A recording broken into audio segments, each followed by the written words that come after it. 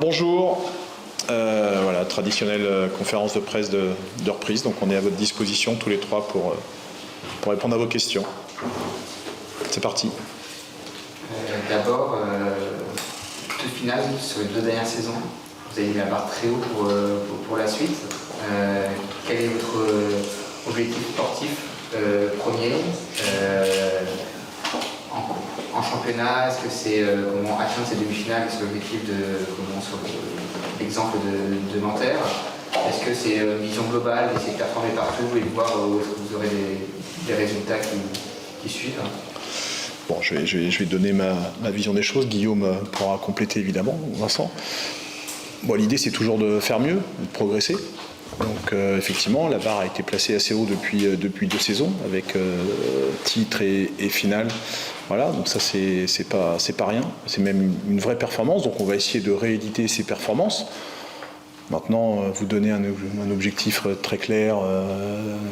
Faire une finale, un titre, je sais pas ça, moi. À chaque match qu'on aborde, on va essayer de le gagner. Donc, que ça soit en championnat de France, que ça soit en Eurocoupe, que ça soit en Coupe de France, enfin toutes les compétitions auxquelles on va pouvoir participer, il y aura cet objectif-là. Après, il faut être lucide sur les forces en présence, évidemment. Voilà, on n'est pas les plus malheureux, mais voilà, il y a des clubs qui sont au moins aussi bien armés que nous. Je parle même pas de ceux qui font l'Euroleague. Donc voilà, on va simplement essayer de maintenir ce niveau d'exigence, de travail, et puis de tout donner de toute façon pour pas avoir de regrets. Avec cette année la Coupe d'Europe qui revient, voilà.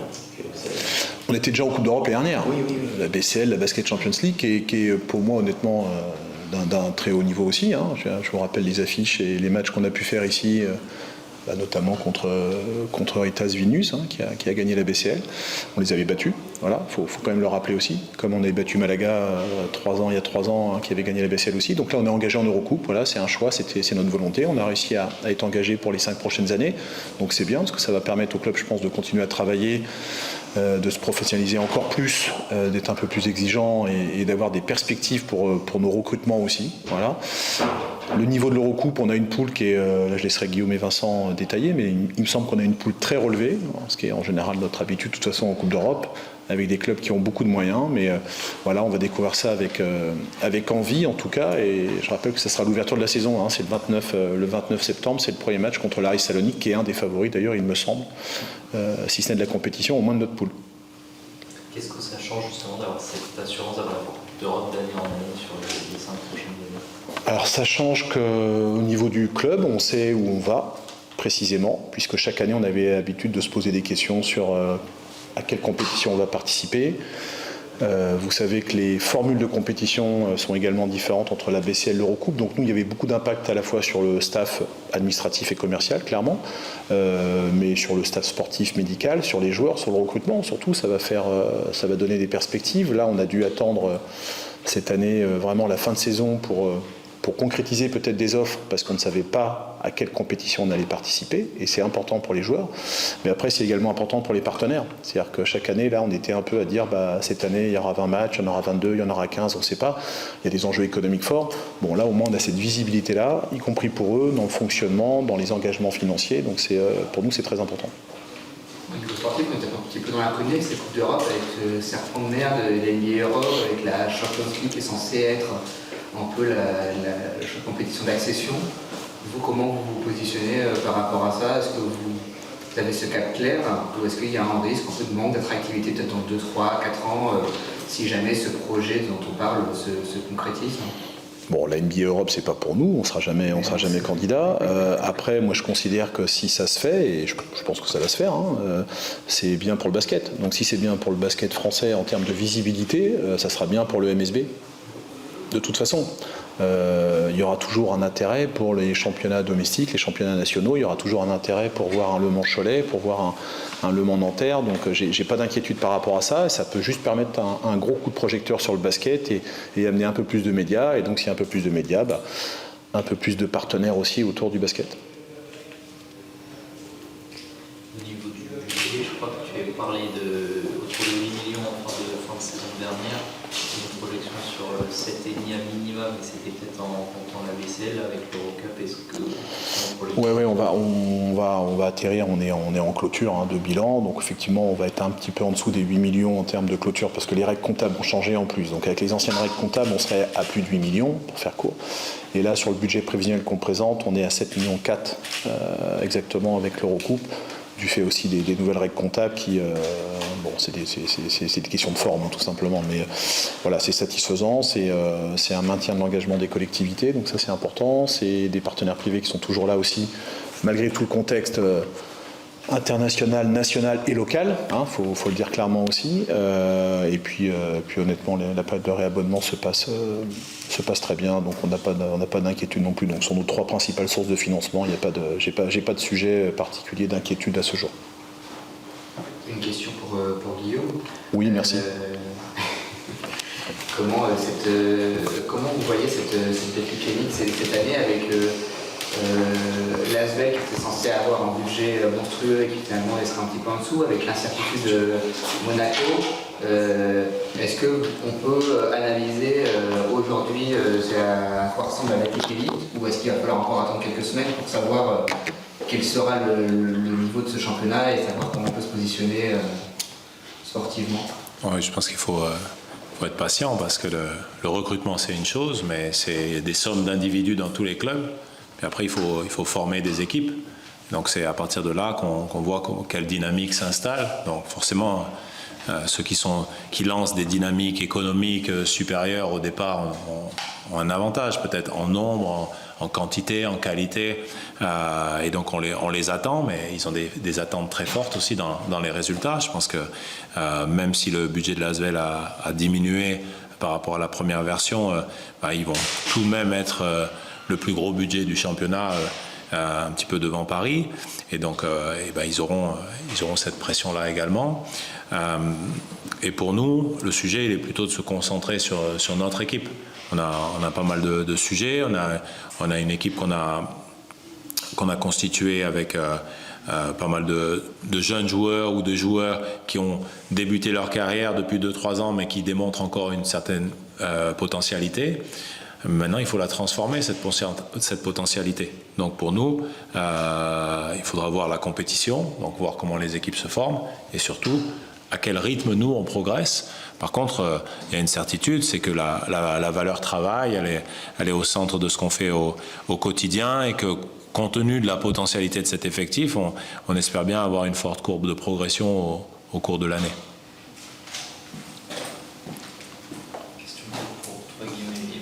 Quelle est un peu la philosophie derrière le recrutement cette année? Est-ce que c'était vraiment repartir sur les bases de l'année dernière, continuer dans cette dynamique-là, ou alors est-ce qu'il y a des évolutions que vous avez souhaité impulser, voir l'équipe évoluer un petit peu différemment sur l'année à venir? Je commence à répondre.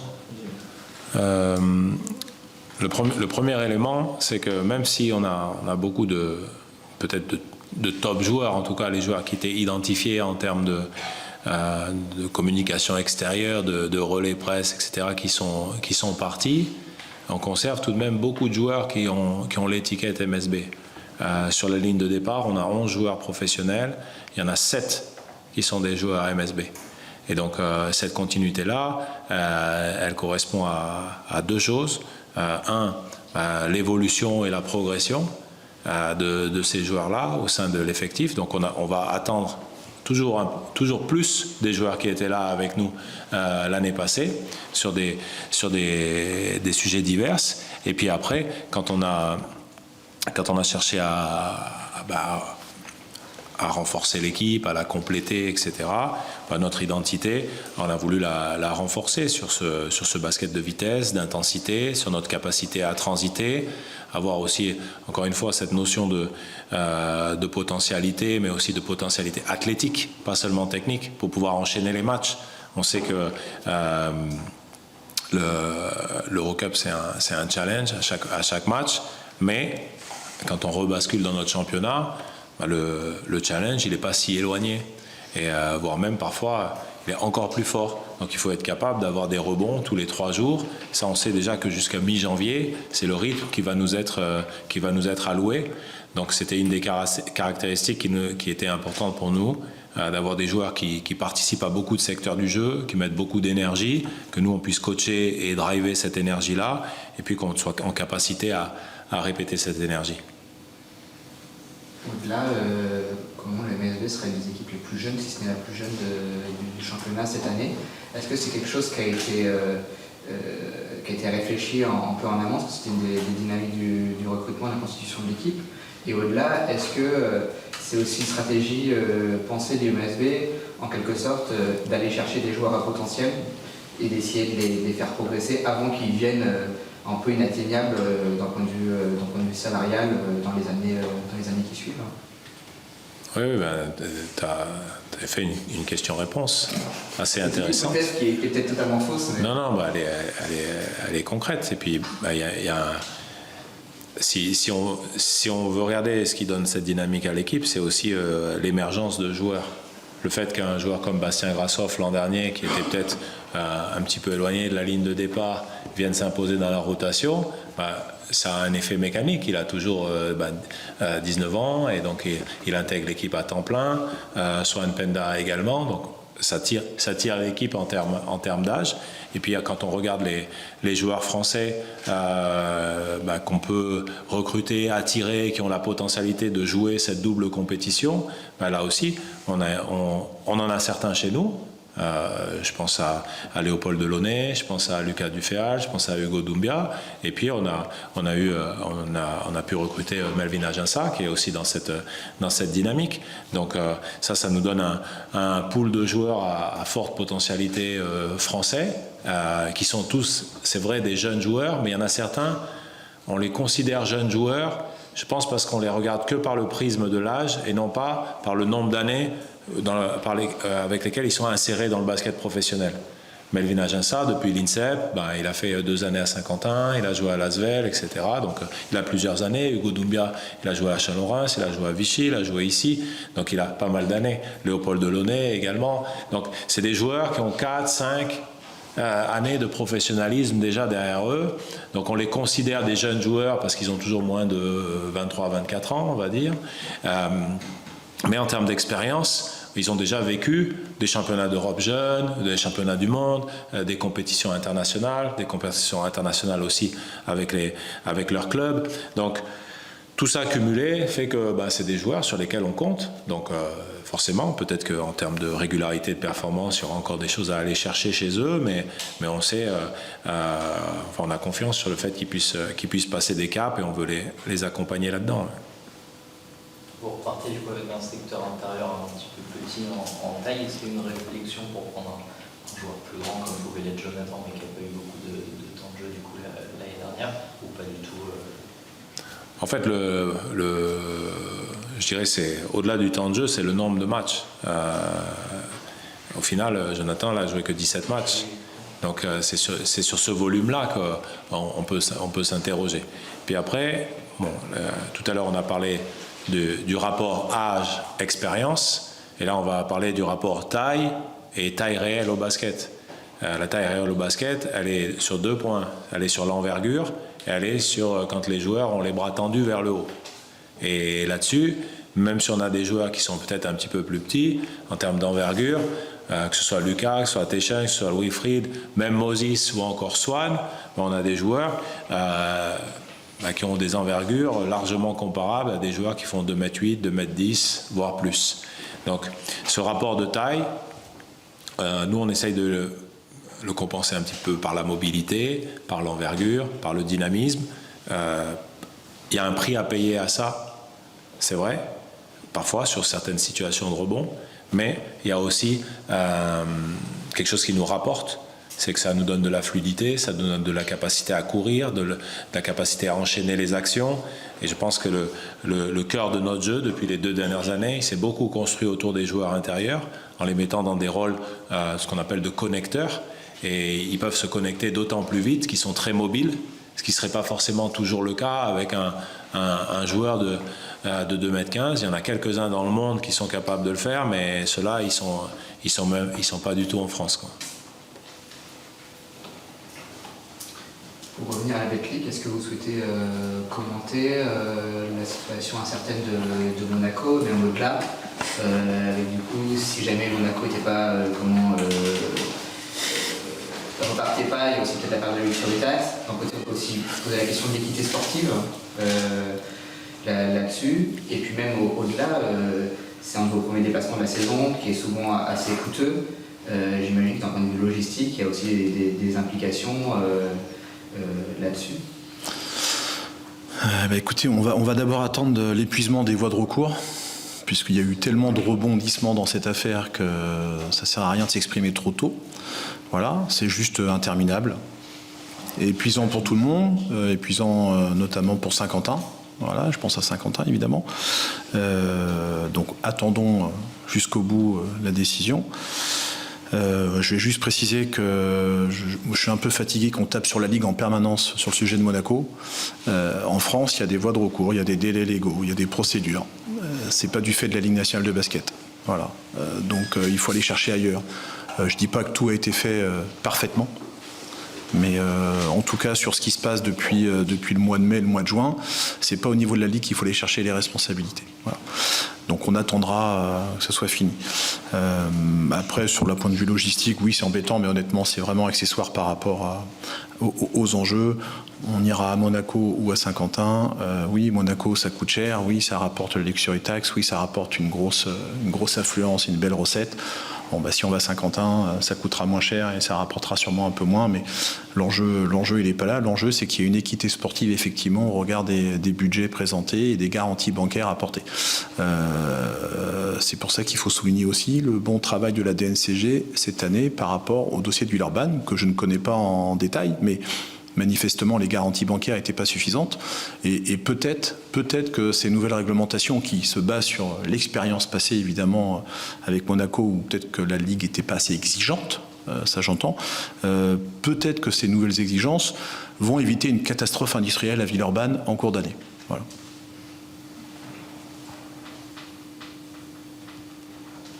Vous n'avez pas de questions pour M. Loriot ? Non, ça m'embête. J'ai essayé de... Moi, je pense que ce serait bien, parce que on parlait tout à l'heure de l'Eurocoupe. Je ne sais plus qui m'a interrogé sur l'Eurocoupe, sur les bienfaits de l'Eurocoupe, et voilà, et est-ce que ça peut nous apporter à l'avenir. Et là, Vincent, c'est toi qui fais la question. C'est le grand professionnel. Bah oui, parce que je vois bien que voilà. Et moi, je pense que c'est intéressant. Qu'est-ce que ça va nous apporter concrètement l'Eurocoupe sur la durée, tu vois, par rapport d'un point de vue sportif. Je pense plutôt à compter de la saison prochaine. Pas que j'essaye de nous défausser des bienfaits, des bénéfices qu'on aurait pu avoir cette année en termes de recrutement. Ce qui est certain, c'est que cette possibilité de se projeter sur les maintenant 4 futures Eurocoupes qu'on aurait au programme va nous obliger, et c'est très bien ainsi, d'anticiper, de proposer un projet sportif à des recrues potentielles, comme le fait Bourg depuis plusieurs années, puisque Bourg a globalement à peu près la garantie chaque année d'être inscrit. Et c'est, comme de fait exprès, le club qui clôt son recrutement toujours avant les autres. Parce que très vite, le projet est installé, très vite, les propositions faites. Et j'espère qu'on va bénéficier justement de cette garantie de participation à l'avenir pour aller plus rapidement dans le recrutement et être moins tributaire du marché. Cette année, on a bénéficié déjà de l'attraction qu'est l'Eurocoupe, c'est une évidence. J'ai souvent dit, et c'est la raison pour laquelle d'ailleurs le club s'est engagé en Eurocoupe et n'a pas cherché à aller forcément en BCL, c'est que l'Eurocoupe nous promet aux joueurs et à leurs agents un minimum de matchs. Alors même si la formule a changé, on est passé de 2x10 à 4x8, c'est 14 matchs garantis pour les agents et les joueurs. C'est une vraie sécurité d'exposition, de possibilité de performer, donc de trouver un contrat plus rémunérateur en N+1. Et ça a été facilitant pour nous, c'est vrai pour le recrutement, mais un peu tardivement, comme l'a dit Christophe, parce qu'on a eu cet engagement courant juin, et le gros du marché déjà a été opéré, et en tous les cas séduire en amont n'a pas été possible. Je peux penser, j'espère en tous les cas, qu'on procédera un petit peu différemment à compter de la saison prochaine avec Guillaume et le staff. Voilà, donc à suivre. Voilà, mais ce qui est certain, c'est que oui, ça a été un facteur, déjà un premier facteur plutôt positif et qui nous a aidés sur le recrutement. C'est aussi un format qui est peut-être plus visible aussi pour le public, avec une phase de groupe et ensuite des phases éliminatoires en 3 matchs. C'est peut-être plus simple aussi pour fidéliser un public. Je pensais que l'an dernier, il n'y avait pas forcément toujours des guichets fermés sur la Coupe d'Europe. Là, avoir une sorte de série dans la série qui est la saison globale de championnat, c'est peut-être aussi plus simple pour vendre cette saison aux spectateurs. C'est plus simple pour la phase de poule, c'est certain. L'année dernière, effectivement, moi, le format de BCL, on a suffisamment parlé. 3 matchs à domicile avec, si vous prenez les pieds dans le tapis dès le premier match, vous hypothéquez clairement vos chances de qualification. Très compliqué de remplir la salle début janvier pour un match de play-in quand vous la prenez au dernier moment. Donc ça, c'est des vrais soucis. Donc là, au moins, on a une visibilité sur notre calendrier, sur les matchs. Voilà. Après, il faut espérer que sur les matchs à enjeu, effectivement, que les supporters arrivent à se mobiliser. J'espère qu'on sortira des poules. Voilà, ça va pas être simple, mais c'est forcément un objectif. Sur des matchs à élimination, effectivement, ça va être. J'espère que la salle sera capable d'être présente et de nous pousser fort parce que ce sont des événements importants pour le club et on nous a longtemps reproché, et peut-être qu'on continue de dire qu'on s'intéresserait soi-disant pas à la Coupe d'Europe. C'est pas le cas, on fait le maximum. L'année dernière, on n'est pas passé loin d'une qualification pour les quarts de finale de BCL, hein. Ça s'est joué vraiment à rien, donc c'est une frustration sur les dernières. Bon, on va essayer de faire mieux cette année, mais pour le public c'est peut-être mieux, et en tout cas pour moi c'est plus lisible, pour les partenaires c'est plus lisible, donc je suppose que pour les supporters ça sera plus lisible également. Vous parliez des supporters et de la salle, est-ce qu'il y a des changements déjà le nombre d'abonnés, est-ce qu'il y a un objectif, et la salle, est-ce qu'il y a eu des nouveautés les réabonnements se passent très bien. Voilà. Honnêtement, on est à peu près 1000 abonnés à ce jour, donc c'est très bien pour ce qui nous concerne. Le retour des abonnés sur les tarifs est très bon aussi. Il y a eu un léger réajustement en fonction du nombre de matchs, évidemment, qui est maintenant garanti dans la formule, mais il n'y a pas d'augmentation du prix au match. Ça c'est clair. Ensuite, je sais que par rapport au foot ça va faire bizarre parce qu'ils ont évidemment explosé les records, mais bon, les contextes sont différents. Nous, j'ai envie de vous dire sur les abonnés, on va essayer de continuer à progresser tout doucement. On fidélise notre base, on essaye toujours d'aller chercher plus loin. Après, sur des investissements à la salle, non, cette année, vous n'en verrez pas, nous, on en a fait, mais ça concerne plus le back-office, ça concerne plus le médical, sur du matériel qu'on a réussi, enfin qu'on a acheté pour cette année pour favoriser la récupération aussi des joueurs, et voilà, dans notre nouvel espace de récupération. C'est aussi des investissements et qui ne sont pas neutres, hein. Tout le monde ne va pas le voir, mais pour les partenaires, sur le village partenaire, sur les sols, il y a des investissements assez conséquents qui sont supportés par le club. Bon voilà, ça fait partie de la vie d'un club chaque année d'investir, mais je crois que pour ce qui est de la métropole, a fait pas mal de choses ces dernières années. Vous verrez simplement, effectivement, mais ça c'était déjà programmé, des nouveaux panneaux LED, effectivement, qui vont arriver en cours de saison. Je ne suis pas sûr que les gens voient la différence, mais pour nous c'est important parce qu'ils étaient arrivés en bout de vie. Voilà, donc on continue chaque année d'investir, c'est comme ça qu'on avance. Voilà, mais vous verrez rien de significatif dans la salle, je pense, pour le grand public, en tout cas cette année. Voilà. Vous parlez de la montée du Mans FC en Ligue 1, ça n'a pas eu d'impact justement sur les abonnements pour l'instant. Tu ne constates pas, c'est quelque chose que tu redoutais, que vous redoutez? On redoute, je répète, on les félicite, hein, d'abord, vraiment, on les félicite pour ce qu'ils ont fait depuis 2 ans, c'est la dynamique est assez incroyable. Non, pour l'instant, sur les abonnements, nous, on ne voit pas d'effet négatif nous concernant. On peut toujours dire qu'on aurait fait encore plus d'abonnés s'il n'y avait pas ça, mais je l'ai déjà dit, il faut se féliciter de leur montée parce que ça crée aussi une dynamique positive sur le territoire. Ça, j'espère que ça va aussi convaincre des gens sur l'attractivité du territoire. C'est un bien grand mot, mais je pense que ça y participe vraiment, et donc ça doit aussi bénéficier à terme au MSB. Il faut voir ça comme un cycle positif.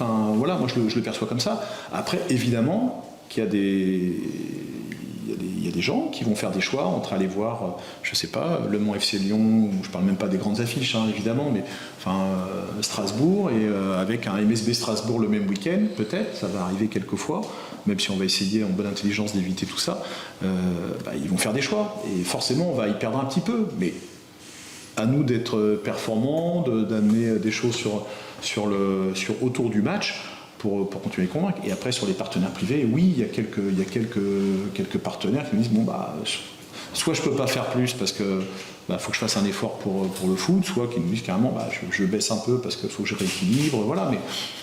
Mais c'est aussi un challenge pour nous et pour les équipes commerciales. Et à date, ça se passe plutôt bien. Voilà. Il n'y a pas de concurrence de calendrier, ou en tout cas ça s'arrangera? Si, on a fait au maximum en amont pour éviter les concomitances d'événements. Voilà. Tout le monde a joué le jeu, mais à un moment donné, entre les contraintes d'Antares qui sont aussi avec des spectacles, le calendrier du foot, les événements de la CO, je suis désolé, mais à un moment donné, voilà, il y a quelques conflits, entre guillemets, de dates. Il y en avait 4 identifiés, il y en a déjà 2 qui sont résolus dans le sens où le calendrier, vous avez vu notamment le match de Bourg-en-Bresse du samedi 17 octobre et bascule au dimanche 18 octobre. Le Mans FC jouera le samedi 17, donc ça évitera la concurrence. Il y a la dernière journée de championnat qui nous se jouera le dimanche 9 mai. Le Mans FC joue le 8. Il reste 2 dates. Voilà, il reste 2 dates encore. On va essayer de gérer ça sereinement. On va y arriver. On doit se voir aussi avec les responsables du foot, avec du stade, la préfecture. On a déjà fait des réunions avant l'été, on va continuer à en faire pour éviter de jouer évidemment le même jour. Le même week-end, ça va arriver, hein, mais le même jour, effectivement, on sait bien que c'est compliqué pour tout le monde, en termes d'accessibilité notamment. Donc on va trouver des solutions. Globalement, j'ai l'impression que ça se passe pas trop mal. Justement, au niveau du calendrier, la Ligue n'a pas communiqué, puisqu'on n'a pas l'identité des équipes. Vous avez communiqué un calendrier de votre côté. Est-ce que c'est un calendrier définitif ou est-ce que c'est des week-ends et ça peut encore bouger? Je crois qu'il y a un match d'Europe qui est prévu un même jour qu'un match de championnat, je crois le 20 décembre. Le 23 décembre. Ouais. Le 23 décembre, oui, on va recevoir Ljubljana ici en Eurocoupe et il y a une journée de championnat prévue où on doit jouer à Nanterre. Ça fait partie des soucis à régler. Il n'y a pas beaucoup d'options, puisqu'en plus ce match-là le match à Nanterre doit se jouer avant la fin des matchs allés, puisque la fin des matchs allés, vous savez, va déterminer qui va être qualifié pour Leaders Cup. Donc ça vient très très vite après. Donc, pour rien vous cacher, on a encore échangé ce matin avec le club de Nanterre. Donc on a tous conscience du sujet. Mais aujourd'hui, j'ai pas la solution, sauf à vous dire qu'on jouera bien le 23 décembre ici contre Ljubljana, puisque l'Eurocoupe ça bougera plus. Le championnat, vous avez dû recevoir la communication de la Ligue qui va à la J6, je crois, simplement, puisqu'effectivement, pour l'instant, ils ne peuvent pas communiquer sur le 16e participant. Espérons que ça vienne dans les jours à venir. Et sinon, pour revenir au terrain, il y aura un premier match amical vendredi.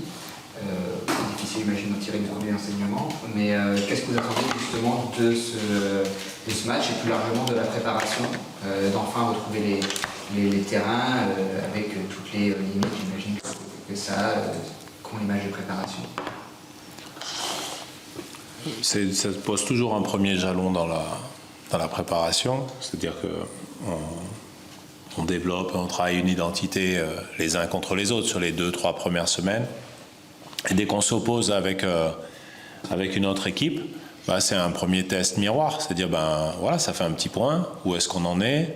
Est-ce que le travail qu'on a fourni jusqu'à maintenant, il a été d'abord compris? Est-ce qu'on est capable de le remettre à profit sur le terrain? Est-ce qu'on est capable de le faire avec la bonne intensité?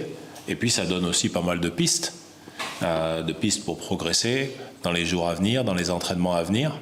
Parce que l'idée, c'est toujours un petit peu celle-ci, c'est que chaque fois qu'on a l'occasion de jouer ensemble, de s'entraîner ensemble, il faut qu'on arrive à déceler des points, progresser dès le lendemain. C'est un petit peu une stratégie de petits pas. On ne peut pas complètement planifier et organiser la progression comme on peut le faire dans des sports linéaires avec des objectifs et des compétitions qui sont bien étalés dans l'année.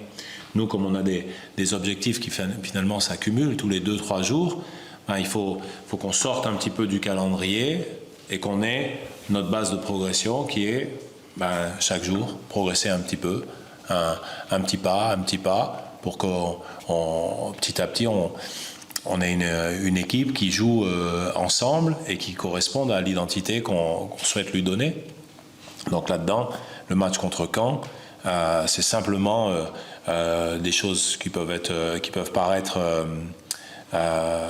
simples, mais qui ne sont pas du tout simplistes. C'est est-ce qu'on est capable de relancer? Est-ce qu'on est capable de courir ensemble? Est-ce qu'on est capable de défendre ensemble? Est-ce qu'on est capable de communiquer les uns avec les autres? Et est-ce qu'on est capable de le faire de manière synchronisée? Et là-dessus, c'est notre point de départ. Quasiment, sur les 3 premières semaines, c'est ce qu'on a fait. On ne s'est pas du tout concentré sur le jeu de mi-terrain, par exemple, mais on a fait un gros travail sur cette polyvalence, sur cette capacité à transiter, cette capacité à ouvrir du jeu tout-terrain, dans le jeu de contre-attaque, dans les enchaînements d'actions, le fait d'arriver en jouant, de ne pas stopper le ballon. Donc ça a été vraiment notre fil rouge. Et ce fil rouge, il est important pour l'ADN de MSB Club aussi, puisqu'on le décline sur les U18, sur les U21 et sur l'équipe professionnelle. Donc finalement, si on vient voir les entraînements de ces 3 équipes sur les 3 premières semaines, le premier mois d'entraînement, ben on voit cet ADN Club et on voit des joueurs aussi qui passent d'un entraînement à l'autre et finalement qui le font avec la facilité. Et c'est d'ailleurs l'occasion de souligner une nouvelle fois que notre particularité, c'est d'attaquer la pré-saison avec 18 joueurs sur le terrain, parce qu'on incorpore énormément de joueurs espoirs. Tous ne passeront pas le cap cette année, mais c'est une fenêtre de tir qui est importante pour faire notre évaluation de début d'année et ensuite flécher le travail. Parce qu'autant on travaille sur des stratégies de petits pas, sur la progression de l'équipe sur le plan collectif. Par contre, ce qu'on peut planifier et contrôler, c'est de travailler sur un environnement capacitant pour les joueurs pour que ce travail-là, individuel, il soit planifié sur toute l'année. Et là-dessus, s'il y a eu là aussi des investissements qui ont été faits, c'est des investissements humains avec de la continuité dans le staff, le renforcement de position de certaines personnes dans le staff qui font que on est capable de se démultiplier un petit peu pour accompagner les projets individuels de nos joueurs. Et là, on est un club attractif, on a des joueurs avec de forts potentiels qui rentrent en U18, qui rentrent en U21, qui sont avec nous, avec l'équipe professionnelle à l'entraînement. Et tout ça, ça demande beaucoup d'heures de travail, parfois en face à face. Pas mal de disponibilité de la salle aussi. Donc sur tous ces sujets, on œuvre pour faire un petit peu plus chaque année. Et là-dessus, j'en profite pour remercier tout le monde parce qu'on est très alignés à l'intérieur du club pour le faire. Et le fait qu'il y ait cet enchaînement de matchs, par exemple il y a 2 ans, en première année, vous n'aviez pas de Coupe d'Europe, ça permet peut-être moins d'ajustements, il y a peut-être plus de pression sur la nécessité de réussir la pré-saison et de réussir à faire fonctionner les préceptes de jeu, ou à l'inverse, quand on multiplie les matchs, c'est autant de façons d'ajuster ses systèmes et sa façon de jouer? Alors, de toute manière, il faut toujours gagner le prochain match, quoi qu'il arrive. Peu importe si le prochain match il est dans 3 jours ou dans 7 jours. Donc ça ne change pas trop ce paradigme. Mais par contre, avoir beaucoup de matchs, ça change les intensités dans la semaine. Et les cœurs d'intensité sont de la compétition. Et c'est d'autant plus une raison de progresser à travers ces matchs. Donc on doit être capable de savoir ce qu'on regarde après ces matchs-là, comment on analyse notre production, est-ce qu'elle va dans le sens de ce qu'on veut faire, et quel chantier prioritaire on met en œuvre entre ces matchs-là. Et là-dessus, il faut être très clair sur ce qu'on veut faire, parce que si à chaque fois on remet entre guillemets tout en cause, ce sera difficile de progresser. Donc non, les matchs, ils font partie du calendrier, ils font partie de notre charge de travail, et quoi qu'il arrive, sans faire un fourre-tout ou citer Nelson Mandela, mais c'est se dire, oui, chaque compétition, soit on réussit, soit on va apprendre. Et cette idée-là, elle a toujours été un petit peu notre quotidien. Et la première année, même si on avait à la base que le championnat, on a été au bout de toutes les compétitions, ce qui fait que ça nous avait quand même fait 44 matchs. L'an dernier, on en a fait 12 de plus. 11 de plus, et cette année on part un petit peu sur les mêmes standards, mais en ayant toujours la volonté de d'être compétitif dans toutes les compétitions. Est-ce qu'il est prévu que ces 18 joueurs participent à un moment donné au match de préparation ou pas forcément? Non, pas du tout. Là, c'est plutôt pour les acculturer à ce qu'on veut faire, pour faire passer des messages. 3 jours avant la reprise, on avait même pris un groupe de jeunes joueurs pour commencer à les aligner en termes de terminologie, de fondamentaux de jeu. Donc ils avaient fait une pré-rentrée, si vous voulez, pour qu'après ils puissent s'intégrer plus facilement avec les joueurs professionnels. Et ensuite, là, ils n'ont pas repris l'école. Et nous, on a souvent soit du médical à gérer, soit certaines petites choses. Et donc, avoir un groupe plus grand, ça permet d'avoir des intensités plus fortes dans des entraînements qui durent plus longtemps. Mais à partir de la semaine prochaine, on va redescendre sur ce qui est déjà un nombre conséquent pour nous, plutôt autour des 14 joueurs. On entre guillemets, on appelle beaucoup de joueurs, on convoque beaucoup de joueurs à l'entraînement parce qu'on veut s'entraîner comme on joue, avec beaucoup d'intensité, beaucoup de relance, beaucoup de jeux tout-terrain. C'est vrai que c'est énergivore, mais la réalité, c'est que c'est moins accidentogène que l'ultra-physicalité du demi-terrain. Donc c'est aussi pour ça qu'on peut intégrer des jeunes à l'entraînement. Et puis, c'est un état d'esprit, quoi, de venir s'entraîner avec cette dynamique-là. Donc on essaye de la cultiver avec tous les membres du staff. Dans ce groupe de 14, qui est-ce qu'il faut s'attendre à voir? J'imagine Tyler, peut-être Afeni, Madiba également. Ouais, c'est déjà des bonnes pistes. Et puis après, s'il y a des besoins spécifiques ou des accumulations sur certains postes, comme on a pu subir l'an dernier, on le souhaite évidemment pas cette saison, mais il y a d'autres joueurs du centre de formation qui poussent aussi à la porte. Et donc, c'est pas exclu qu'on ait des bonnes surprises aussi à certains moments, soit durant l'année, ou soit qu'on construise cette année un petit peu comme un tremplin pour l'année suivante. Et sur ce match de Caen, est-ce que tout le monde sera disponible? Je pense notamment à Tachon qui a repris, je crois, en début de semaine. Alors, a priori, Tachon sera opérationnel, donc il pourra avoir quelques minutes. On laissera encore au repos Wilfried Yeguete, qui s'est fait opérer de la main et qui n'a pas encore repris l'opposition. Lui, sa reprise de l'opposition, elle est prévue pour la semaine prochaine, à partir du 1er septembre. Donc là-dessus, on a vraiment été très rigoureux sur son protocole de reprise, puisque il y avait eu un petit coup d'arrêt dans sa reprise en fin d'année dernière, avec une consolidation qui avait été moyenne.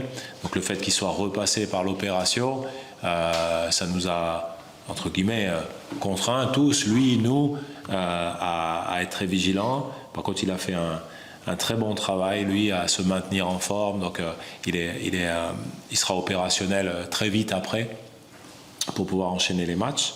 Et puis, on a aussi plaisir, depuis la reprise, à retrouver Léopold Delaunay avec des sensations qui vont mettre là aussi un petit peu de temps à revenir à 100%. Mais vous connaissez son état d'esprit et l'investissement qu'il a. Donc déjà, le voir au quotidien avec nous, c'est déjà un immense plaisir.